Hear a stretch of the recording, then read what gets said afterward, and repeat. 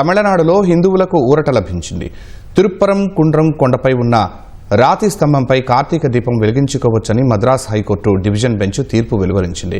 ఈ కేసులో డిసెంబర్ 1న ఏకసభ్య ధర్మాసనం ఇచ్చిన తీర్పును హైకోర్టు సమర్థించింది.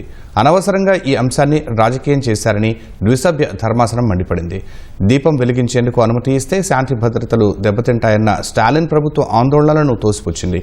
హిందూ ఆలయంలో దీపం వెలిగించడం వల్ల శాంతికి భంగం కలుగుతుందని ఒక శక్తివంతమైన రాష్ట్రం వాదించడం హాస్యాస్పదంగా ఉందని బెంచ్ వ్యాఖ్యానించింది.